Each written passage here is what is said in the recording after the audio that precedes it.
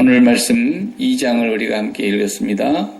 말씀 중심에서 계속해서 하나님과의 관계 단절, 이런 제목으로 하나님 말씀을 우리가 상고하겠습니다. 관계 단절, 무슨 말씀인지 이해하시죠? 부모와 자식 간에도 살다 보면은 관계를 단절하고 사는 사람이 있습니다. 그러니까 법적으로도 부모고, 분명히 낳아주신 부모고, 그 부모한테서 태어난 자녀인데도 한 번도 찾아가지 않고 전화 한 번도 안 드리고 아예 그냥 끊고 사는 거 있잖아요. 끊고. 우리 교회는 한 번도 없으니까 내가 자신 있게 얘기하지, 누가 있으면 내가 어떻게 얘기하겠어요. 마음이 아파서. 그죠? 부모와 자식인데도 분명히 관계는 그렇게 되어 있지만 법적으로 교제가 없어요. 끊어진 거나 다 마찬가지예요. 그냥 그런 삶을 오늘 우리가 2장에서 지금 보고 있는 것입니다. 지난 1장에서는 호세아 선지자가 하나님의 사랑을 말씀하셨는데, 그 하나님의 사랑을 아모스 선지자는 공의로 또 말씀하고 있어요. 이 사랑과 공의의 관계를 참 신학자들이나 이런 분들은 굉장히 깊이 있게 사랑과 공의에 대해서 연구하고 그렇게 합니다. 그런데 우리가 무슨 여기서 그런 신학적인 지식을 논하는 것이 아니고, 우리가 하나님을 정말 사랑하느냐라는 것은 뭘로 그 증거가 나타나야 되느냐, 공의의 열매가 나타나야 된다는 걸 우리가 지난주에 1장에서 살펴보았어요. 그러니까 내 마음에 뭔가 사랑하는 것이 있으면 그때부터 뭐가 발동한다 그랬어요? 소원이 생겨난다 그랬어요. 여러분이 경험적으로 이건 우리가 아는 것이에요. 아무것도 사랑하지 않는다 그러면은 소원이 있을 수가 없어요. 소원이 생기는 것은 반드시 뭔가를 사랑하기 시작함부터서 소원이 생기는 거예요. 그래서 저 푸르고 푸른 초원에다가 그림 같은 한 집을 한 채 지어놓고 내가 그 님하고 살아보고 싶다라는 그 사랑하는 님이 생기면서부터서 거기에 대한 이제 소원이 생기고, 그리고 나서 소원만 갖고 됩니까? 행동으로 옮기는 겁니다. 그 행동으로 옮기는 것이 공의예요, 공의. 그런데 그 공의가 하나님이 원하시는 그 뜻에, 하나님이 계획하신 어떤 섭리 속에 있다고 한다면 그 공의는 옳은 거예요. 그러나 하나님의 뜻과는 전혀 상관이 없는 공의를 일삼고 있다는 것이죠. 그래서 우리가 공의 하는 그 부르짖는 사람들 많잖아요. 머리에 이렇게 하얀 띠에다가 뻘건 글씨 써가지고 막 공의, 누구 타도 막 이런 식으로 하면서 데모하는 사람들도 이렇게 가만히 보면은 상당히 웃기는 거예요. 자기들이 아주 공의롭게 행한다고 생각을 하고 있지만 하나님 앞에서 볼 때는 그것이 얼마나 부정하고 더럽고 추한 것인지 몰라요. 왜냐하면 사람은 마음에 하나님을 모시기 전에는 예외 없이, 한 사람도 예외 없이 하나님을 마음에 모시기 전에는 의인이 없어요. 그리고 로마서 1장을 보면은 좀 우리가 읽으면서 불편한 하나님의 말씀이 있어요. 우리 사람을 이렇게 진단을 해놓은 사도 바울이 이 진단해놓은 거 있잖아요. 우리의 입술은 뭐예요? 저희 목구멍은 열린 무덤이요 그랬어요. 사람을 놓고 목구멍은 열린 무덤과 같고, 아니 무덤이라면 그 속에 뭐가 있다는 얘기예요? 금이 있겠어요? 속은 시체가 있는 거죠. 그렇게 우리 사람을 지금 진단을 해서 성경 말씀에 써놨잖아요. 그 다음에 이 혀에는 뭐가 있다 그랬어요? 독사에 독이 있고 그랬어요. 성경에 보면. 그러니까 사람이 하나님이 없으면 그 마음에 뭐가 들어가 있겠느냐? 세상을 향한 소원이 꽉 차 있기 때문에 그 소원을 성취하기 위해서 행동으로 옮기고 계획을 세우고 하는데 그런 모든 것들이 다 하나님과 상관이 없는 더럽고 부정한 것이라는 거예요. 근데 사람들은 그게 뭐 굉장한 것처럼 비전을 품어라 이렇게 얘기하는데 정말 하나님도 없는 사람들 입에서 나오는 그 비전은 또 설령 하나님이 있다 할지라도 조심해야 되는 것입니다. 박 목사가 늘 그 비전이라는 말을 조심해야 된다고 하는 것은 세상 사람들이나 무슨 강연하는 사람들이나 무슨 뭐 교양 강좌하는 사람들이나 성공하는 철학을 얘기하는 사람들 다 비전 얘기해요. 비전 얘기하는 사람이 어디 한 명도 없어요. 그런데 그 비전이 내 마음속에 하나님을 사랑하는 곳에서 나오는 비전이 아니면 이건 전부가 다 죄악이라는 걸 알아야 돼요. 그건 뭐 들을 것도 없어요. 그런 거. 하나님을 사랑하는 마음이 그 속에서 있고 그 하나님의 마음이 내 안으로 흘러 들어와서 우리가 하나님의 소원을 알게 되었을 때 내가 하나님이 기뻐하시는 이 뜻을 위해서 살아야 되겠구나. 그런 소원이라야 그건 공의를 이룰 수 있다고 말해요. 그렇지 않고 그냥 내 마음에 소원을 품고 하나님 앞에 기도하는 것조차도 우리의 기도는 헛되다는 것을 알아야 됩니다. 우리가 잘못 기도해도 성령님께서 우리의 기도를 이제 바르게 할 수 있도록 고쳐주시고 또 성령께서는 우리가 뭐라고 기도도 잘 할 줄 몰라도 말할 수 없는 탄식하는 가운데 성령께서는 그 하나님의 깊은 뜻을 다 통달하시고 그 마음을 다 아시는 영이시기 때문에 그 하나님의 뜻대로 성도를 위하여 친히 간구해 주신다. 그런 말씀하시잖아요. 그러니까 우리가 그만큼 기도할 때조차도 십자가를 붙잡고 우리가 우리 마음에 품은 세상의 소원을 없애야 된다는 거예요. 하나님을 사랑하는 마음이 제일 중요한 것입니다. 그것을 사도 바울이 갈라디아서 2장 20절에서 표현할 때는 뭐라고 표현하냐면 이제는 예수를 믿는다는 말은 내가 산 것이 아닙니다. 내가 산 것이 아니고 내 안에 그리스도께서 사시는 것입니다. 그랬어요. 내 안에 그리스도께서 사신다는 것은 그리스도로 살아간다는 말인데 그리스도가 어떻게 살으셨어요? 이 세상에 오셔서 요한복음을 읽어보면 요한복음 5장에 19절에 이런 말씀했어요. 아들이 아버지께서 행하시는 것을 보지 않고서는 아들 스스로 아무것도 할 수 없나니 아들이 아버지께서 행하는 그것을 아들도 행하느니라. 이렇게 말씀하시는 거예요.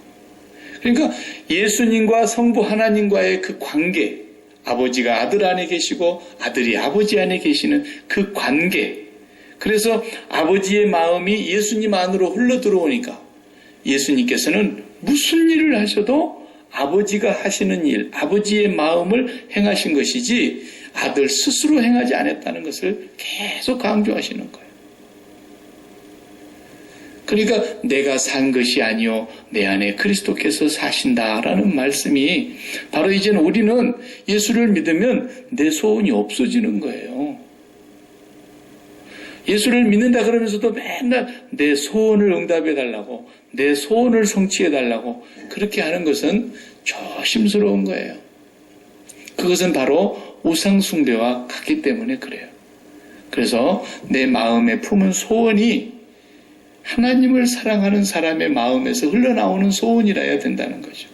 이것이 바로 빌립보서에서 하나님께서 너희로 소원을 두고 행하게 하시나니 그 말을 앞에를 빼버리니까 앞문장을 빼버리니까 맨날 내가 좋아하는 소원만 갖고 그냥 하나님 앞에 나가서 이 소원 성취해 주세요. 이 소원 성취해 주세요. 이러면 되는 줄로 우리가 혼돈을 하는 거예요. 그렇게 살면은 안 된다는 거죠. 사실은요, 정말 성령에 충만한 삶을 우리가 누리게 될 때에 어떤 삶이 이루어지느냐 하면 예를 들어보면 그래요. 예를 들어보면 제가 그 인형극 하는 걸 많이 봤어요. 인형이 나와가지고 이렇게 어릴 때 제가 주일학교 교사하면서 이렇게 인형극으로 설교를 대신할 때가 있잖아요. 그래서 내가 목소리는 변장을 해가지고 하면서 앞에 나서는 것들은 전부 인형들이에요. 인형의 모습에다가 이렇게 손을 이렇게 끼워가지고 막 손을 움직이면서 막 이 5손가락, 10손가락이 다 인형에 꼽아져가지고 입을 벌렸다가 갔다 갔다 했다가 손가락을 막 움직였다가 그 입 끄트머리에다가는 또 뭡니까? 이 옛날에 우리 영양제 주사 맞는 그 호수, 가느다란 호수를 목에다 꽂아놓고 물을 잔뜩 담아놔갖고 이렇게 꽉 쥐면은 물이 그냥 슉 나가고 막 그러고 눈물도 나오게 하고 진짜 인형이 애들을 볼 때 막 깜짝 놀라게 해가지고 인형극으로 하는데 인형이 가만 놔두면 어떻게 돼요? 전부 드러누워 있어요. 손 하나 까딱 안 해요. 그런데 전부 내 손이 들어가가지고 이렇게 하니까 그 인형이 전부 움직이면서 신용을 내고 행동도 하고 그러는 거죠. 그러니까 성령이 충만하다고 하는 말은 실제로는 그런 말입니다. 완전히 성령이 그 사람을 그냥 100% 지배를 했다 그럽시다. 성령의 지배를 받으면 어떻게 됩니까? 그때부터서 내 소원이 완전히 없어져 버리는 거예요. 하나님 한 분 마음에 모시고 사는 이 행복보다도 더 좋은 게 없는 거라는 거죠. 너무 하나님이 좋아서 하나님께서 네 소원을 말해다오. 그러니까 뭐라 그러죠? 성령이 충만해질 때 네 소원을 말해라. 그러니까 하나님 그것도 하나님이 정해주세요. 그런다잖아요. 그게 솔로몬이에요. 네 소원이 뭐냐? 그러니까 소원이 없어요. 자기 속에는. 뭐가 소원이에요? 듣는 마음을 주십시오. 그랬어요. 지혜라는 것이 듣는 마음이라는 두 단어가 합해진 거거든요. 지혜를 주십시오. 그랬어요. 지혜를 우리 최근사님 집 아이 하나를 주었는데 그 지혜 지혜를 주십시오. 그 말은 뭔 말이겠습니까? 듣는 마음이라는 게 뭐예요? 저는 이제 소원이 없습니다. 항상 하나님의 말씀만 나는 듣고 싶습니다. 내가 출입을 할 줄 모릅니다. 어린 애기입니다.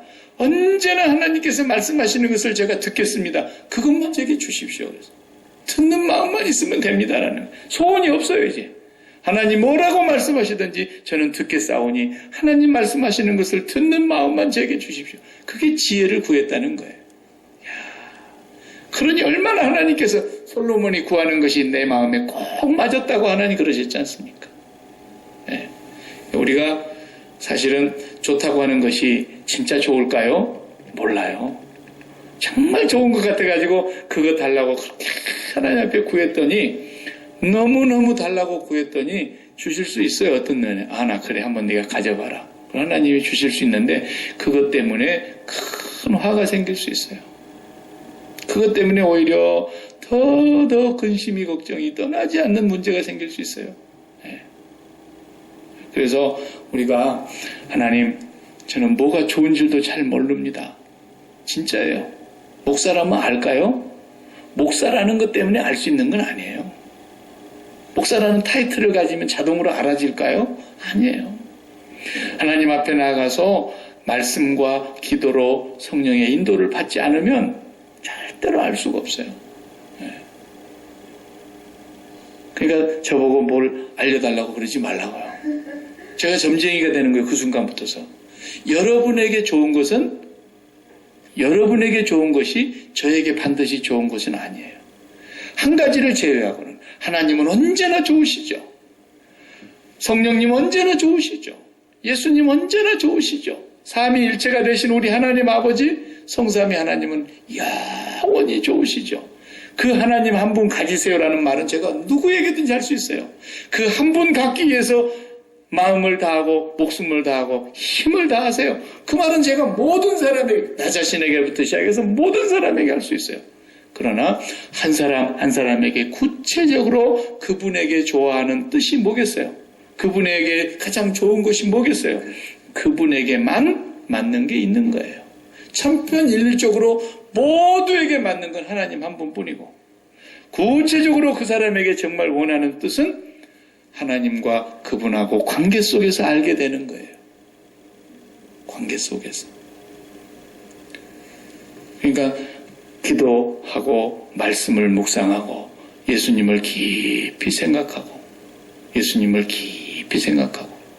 제가 내년에 이제 표를 하나님 앞에서 구하면서 하나님 내년에 우리 성도들이 표로 마음속에 담고 있는 것을 하나를 주십시오. 그리고 기도를 하고 있는데 히브리서 3장 1절의 말씀이 싹 떠오르는 거예요. 그래서 히브리 3장 1절을 쫙 펴서 읽어봤죠. 나중에 얘기할게요. 여러분 마음속에 기도하면서 말씀을 묵상하면서 하나님 제가 듣겠습니다. 종이 듣겠사오니 말씀하시옵소서. 듣겠습니다. 이게 지혜예요.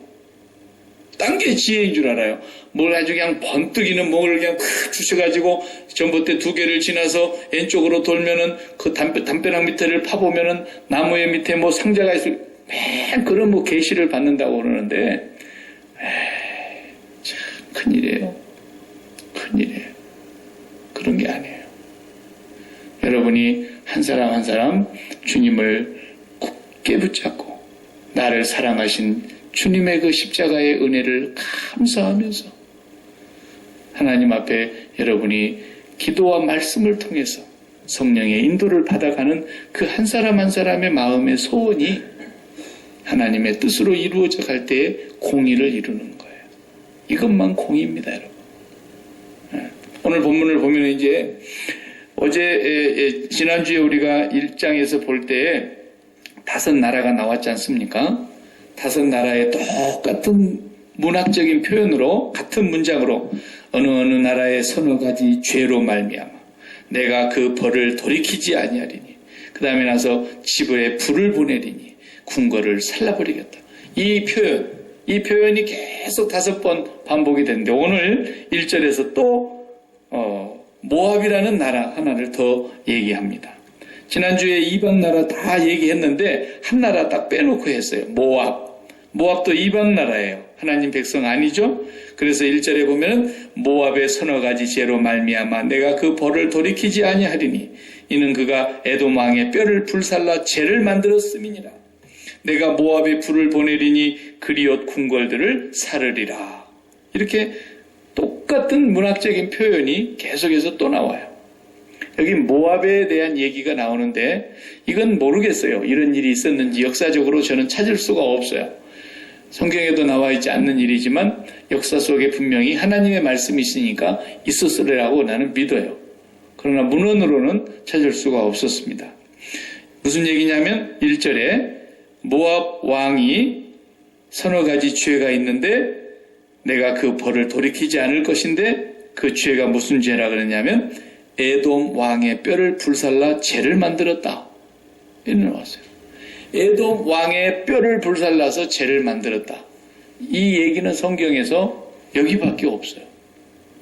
그러니까 여기밖에 없으니까 그냥 그 말씀 그대로 믿지만 구약 성경의 역사를 쭉 읽어보면은 열왕기상하가 있고 역대기상하가 있는데 다 읽어봐도 이런 전쟁을 했다는 얘기는 있어요. 모압과 에돔이 전쟁을 합니다. 실제로 열왕기상에 보면 또 역대하에도 나옵니다.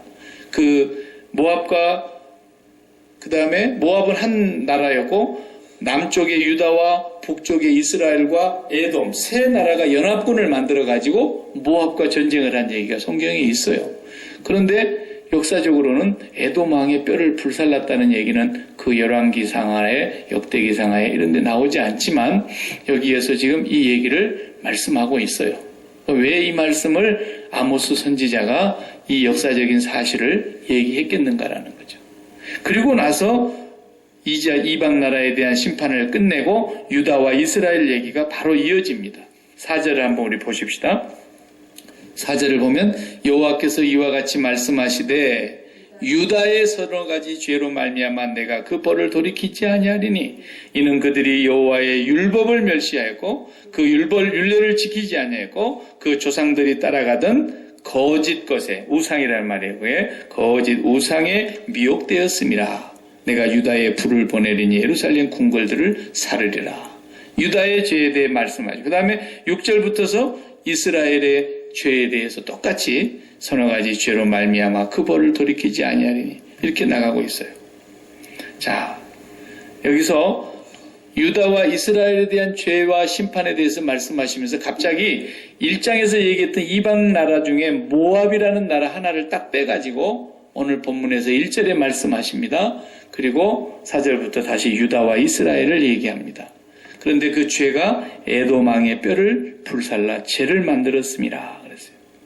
에돔왕의 뼈를 불살라 죄를 만들었다. 네. 이것이 지금 유다와 이스라엘의 죄를 얘기하려고 하니까 이방 나라의 죄도 지금 같이 이 얘기를 하고 있는 거예요. 여러분, 사람이 하나님 앞에서 하나님의 뜻이 지금 계속 진행되어 가고 있습니다. 박 목사에 대한 하나님의 계획과 뜻이 진행되어 가고 있고, 여러분 한 사람 한 사람의 인생에 대해서 하나님의 뜻이 흘러가고 있어요. 언제까지 하나님의 뜻이 흘러가느냐? 이 세상에 목숨이 붙어있는 그 순간까지. 어떤 분은 그냥 돌아가셨으면 좋겠는데 병치레를 막 10년씩이나 하면서도 안 돌아가신 분이 있거든요. 그러면 본인도 막 이제는 죽었으면 좋겠다. 어떤 사람은 병치레를 그냥 너무 오래 하다 보니까 옆에서 병 간호한 사람이 그냥 평생의 간호를 잘하다가 어떠다가 보니까 그냥 아이고 이제 좀 죽었으면 좋겠다 이랬는데 딱 죽더래요. 그래가지고 그냥 너무 마음이 아파하더만요. 괜히 내가 그렇게 잘하다가 마지막에 못된 마음을 먹어가지고 그냥 왜 죽어줬으면 좋겠다 그랬나 그래가지고 안타까워하기도 하더라고요.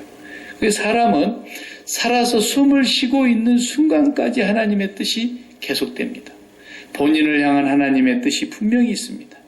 옆에서 간호하고 있거나 가족들이 돌보고 있거나 아무런 더 이상 활동할 수도 없고 회생 불가능한 상황인데도 얼른 불러가시지 않고 그냥 누워 계시기만 하는데도 하나님의 뜻은 있습니다. 주변 사람에게 하나님이 하시고자 하시는 뜻이 있습니다. 그 사람을 본인에게도 하나님께서 말씀하시는 뜻이 있습니다. 반드시 있어요. 그러니까 우리가 살아있는 동안은 어떤 환경에 있을지라도 하나님의 뜻을 구해야 됩니다. 그래서 살아있는 동안까지 하나님의 뜻이 있는데 그 다음에 사람이 이제 목숨이 끊어지게 되면 하나님의 뜻이 끝나는 겁니다. 이 세상에서는 더 이상 하나님의 뜻이 없어요. 그래서 그걸 바로 하나님께서 뭐라 했어요? 부정한 시체를 만지는 자는 부정하니 여호와의 성소에 들어오지 못할 것이요. 그러니까 시신을 만지게 됐을 때 하나님의 성전의 구약의 율법에 보면은 못 들어오게 하지 않습니까? 며칠 동안 머물러 있다가 그 부정한 것을 깨끗하게 다 하는 제사를 마치고 난 뒤에라야 들어올 수 있게 해놨어요. 심지어는 자녀를 낳아도 아들을 낳았을 때는 며칠간 하나님의 성전에 들어오지 못하고 딸을 낳았을 때도 며칠간 들어오지 전부 부정을 얘기하고 있어요. 부정하다. 부정하다. 그게 뭐냐면 하나님과의 관계가 온전해질 때까지 우리가 기다려야 된다는 거예요. 하나님의 관계가. 그런데 이 에돔이라고 하는 나라의 왕의 시신을 어떻게 했는지, 금방 죽여갖고 불살랐는지 아니면 무덤을 파헤쳐갖고 그냥 뼈를 태웠다는 얘기인지는 모르겠으나 분명히 역사적으로 이런 일이 있었을 거라고요. 그래서 모압 왕이 그렇게 했다고 하는 것에 대해서 하나님의 심판을 얘기하시면서 이스라엘 백성들의, 유다 백성들의 얘기를 여기서 더불어 하는 것은 뭐냐면, 지금 하나님과 유다 백성이 연결된 것이 뭡니까? 뭘로 연결이 되어 있습니까? 하나님과 유다 백성의 연결은 율법이에요. 율법. 어느 누구에게도 율법을 주시지 않으셨고 하나님의 백성들에게 율법을 주셨어요. 그것은 하나님과의 연결을 얘기하고 있는 건데, 오늘 본문에 보면은 4절에 그랬어요. 율법을 멸시하며 그 율례를 지키지 아니하고 그의 조상들을 따라가던 거짓 것에, 우상의 미혹이 되었다. 하나님과의 관계가 지금 단절되어 버렸다는 얘기를 그렇게 말씀하고 계시는 겁니다. 하나님과의 관계가 단절되게 되면은 그 다음에 뭐가 되겠습니까? 그 다음부터서는 자기 마음에 하나님의 말씀이 없으니까 자연히 뭐가 살아나요? 육체의 소욕이 살아나고 육체의 욕망이 살아나고 그 육체의 욕망을 이루기 하다 보니까 어디로 가느냐? 거짓 것에 미혹이 돼서 우상을 쫓아가더라는 거예요. 그런데 북이스라엘은 거기다 한술 더 떠납니다. 어떻게 나오는입니까? 6절, 7절, 8절 다시 봐요. 북이스라엘은 서너 가지 죄로 말미암아 그 벌을 내가 돌이키지 아니하리니 이들이 어떻게 했어요? 은을 받고 의인을 팔며 그렇게 말했어요. 돈 받고 의인을 팔았다는 거죠.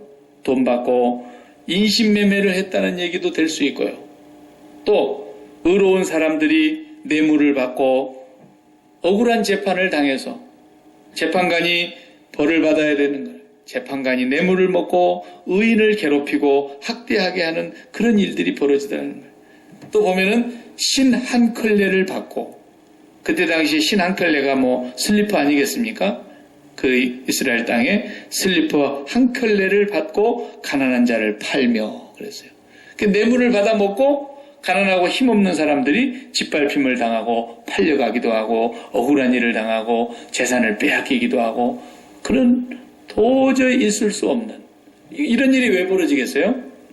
하나님이 그들 속에서 끊어지고 자기의 욕망의 소원이 불릴 듯이 일어나니까, 자기 속에 욕망이 일어나게 되면 그 다음에 어떻게 되는 거예요?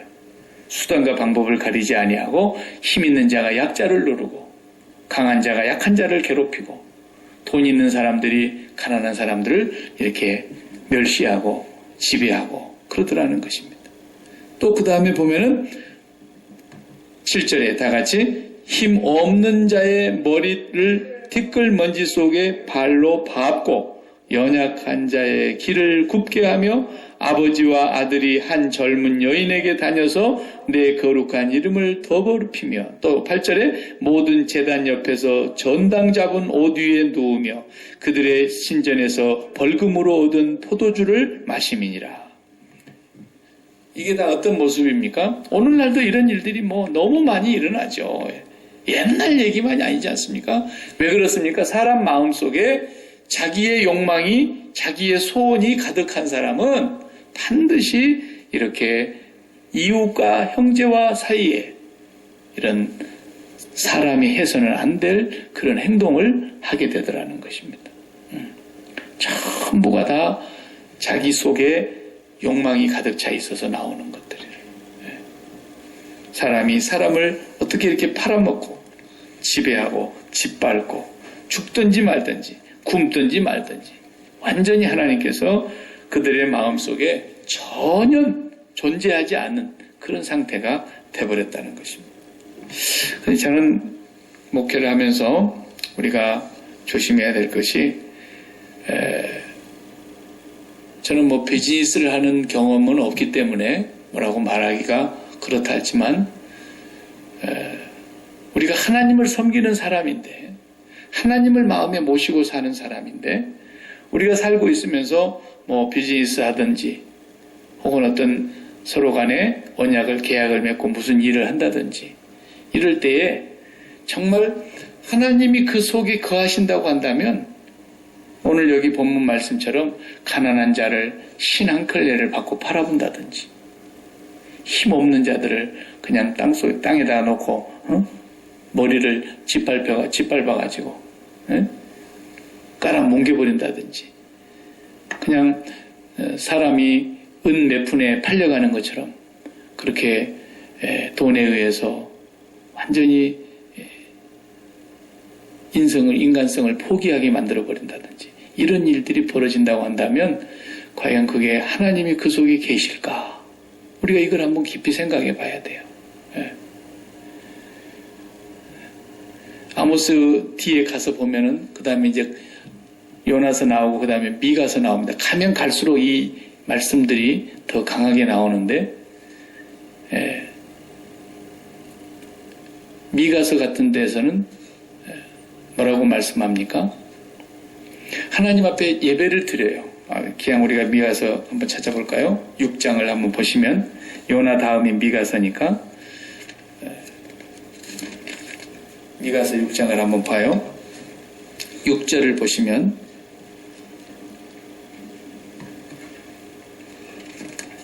내가 무엇을 가지고 여호와 앞에 나아가며 그랬죠.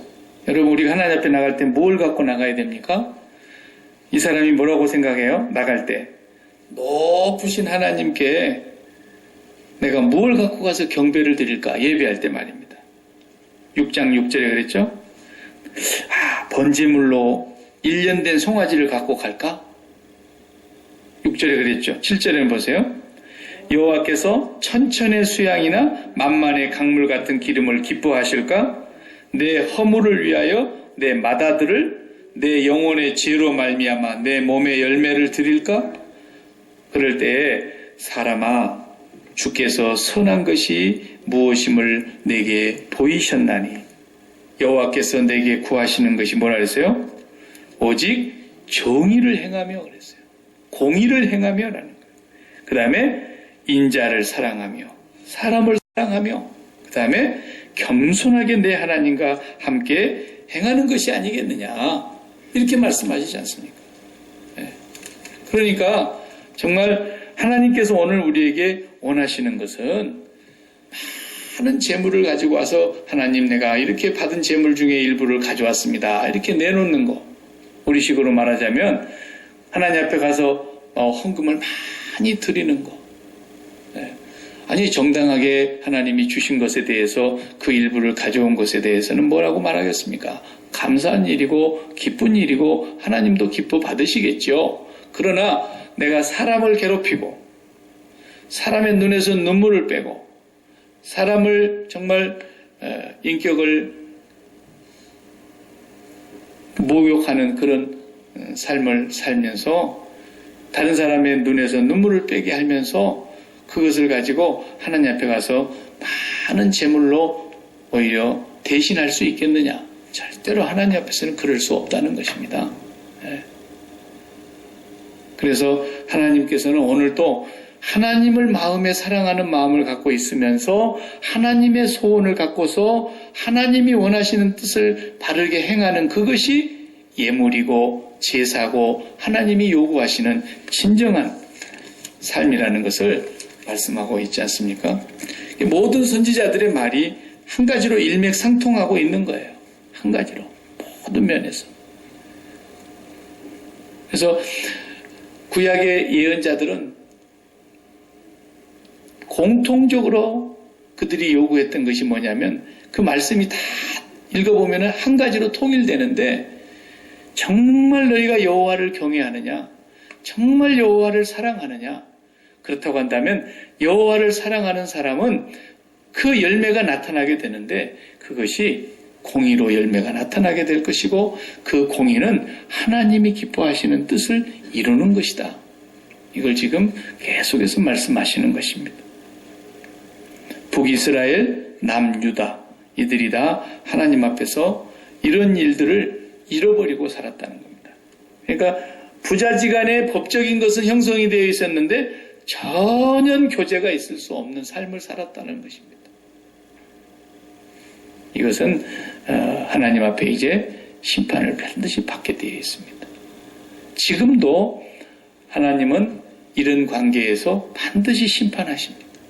사랑의 하나님 십자가에서 예수 그리스도를 우리에게 허락해 주시고 우리의 죄를 다 용서해 주셨으니까 하나님 우리를 이제 더 이상 심판하지 않으실 누가 그런 하나님이라 그랬습니까? 절대로 그렇지 않습니다.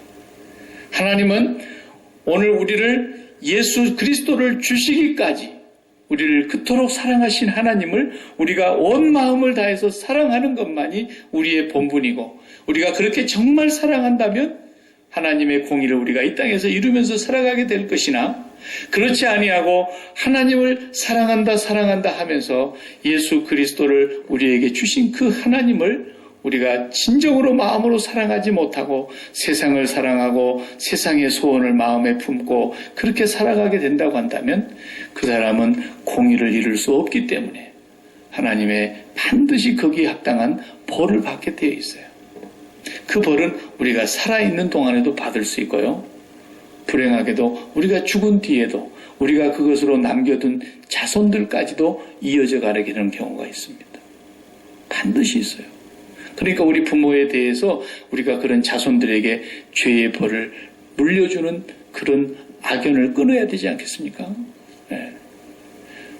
부모가 너무너무 하나님 앞에서 부정한 짓을 많이 해가지고 그 부모가 지은 그 많은 죄값이 자식에게까지 뭐 꼭 물질적으로 피해가 간다는 것이 아니라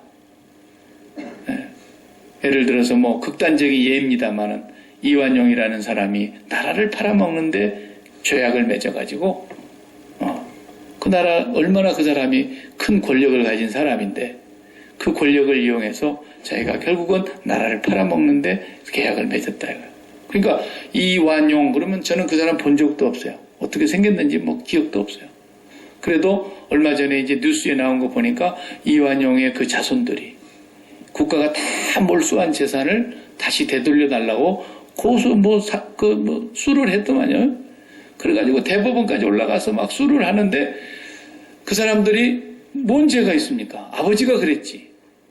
그런데 아버지의 그 죄로 인해서 온 백성들이 볼때같이 들고 일어나가지고 아니 저것들을 지금도 아직도 이 땅에 살고 있느냐고 저 사람들이 막 이러고 나오니까 다들 그냥 쏙 들어가 버리잖아요. 자식이 무슨 죄가 있어요. 그런데도 그 부모의 죄가 그렇게까지 대물림이 되는 거 보십시오. 전 아무개 대통령도 보니까 머리 많이 얼굴 좀 크신 분 말이죠. 그분도 그냥 그렇게 해가지고 대통령은 잘 했습니다만 임기 잘 마치고 내려왔습니다만 그 죄가 너무 크니까 한 번도 자유롭게 자기 발로 자기 땅을 못 다니지 않습니까? 대문 안에서나 그냥 겨우 다니고 밖에 나올 때는 그냥 까만 차 타고 다니면서 나왔다 들어갔다 하는 줄도 모르고 그냥 왔다 갔다 하고 제가 아무개 대통령이었습니다. 그러면은 그냥 돌멩이 맞든지 죽든지 할 것 같으니까 조심스러워갖고 못 나오는 거예요. 근데 그 사람이 그렇게 벌 받는 것은 자기 죄라고 하지만은 그 자손들이 뭔 죄입니까? 아버지가 대통령 됐기 때문에 할 수 없이 자기들은 그냥 대통령 자식 된 건데 대통령 자식들까지도 지금 전부 다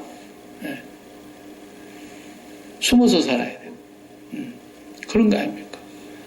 그러나 하나님은 공의로우신 분입니다. 그 사람들만 그럴까요? 아닙니다. 예수를 믿는 사람도 믿는다고 하면서 하나님 앞에 정말 하나님을 사랑하는 그 사랑이 아니라 내 마음속에 욕심으로 소원이 가득 차 있는 가운데서 하나님 하는 사람은 반드시 하나님 앞에 매를 맞게 되어 있습니다. 왜? 하나님이 사랑하는 자식이기 때문에 하나님은 징계하신다 그랬거든요. 우리가 그런 매는 맞아서는 안 되죠. 우리는 정말 하나님 앞에서 오늘 이 아모스를 통해서 주시는 이 메시지를 마음에 깊이 새기고 저와 여러분이 평생 소원은 한 가지만 가지시기 바랍니다. 나는 여러분이 하나님의 구체적인 뜻이 무엇인지를 모르기 때문에 저는 말해줄 수가 없습니다. 여러분 한 사람 한 사람에게 향하신 하나님의 분명한 계획이 있습니다. 목숨이 다하는 날까지 하나님이 여러분을 통해서 행하시고자 하시는 여러분만의 하나님의 뜻이 있습니다. 그러나 그건 여러분이 하나님과의 관계 속에서 찾아가는 것이고 공통적으로 영원히 불변하는 하나님의 소원, 그것은 우리가 마음을 다해서 그분을 사랑하는 것입니다. 오늘도 주님의 십자가를 바라다보고 깊이 생각하면서 주님을 바라다볼 때에 우리는 하나님 아버지를 사랑하지 않을 수 없는 그 마음이 우리 안에 임하게 되는 것입니다. 그 하나님의 사랑이 우리 안에 점점 채워지면서 하나님을 사랑하는 그 사랑이 끈아풀이 되어서 관계가 회복이 되고 그 사랑의 줄을 통해서 하나님의 소원이 내 안에 흘러들어오게 되어 있습니다. 그때마다 우리는 내 안에 그리스도께서 사시는 삶을 우리가 살아갈 수 있는 능력이 주어지게 될 것입니다. 사랑하는 성도 여러분, 내가 하나님의 자녀라고 하는 말에 있어서는 의심의 여지가 없다고 할지라도 내가 진짜 지금 하나님과의 그 관계가 끊어지지 않고 교제가 풍성하고 있는가?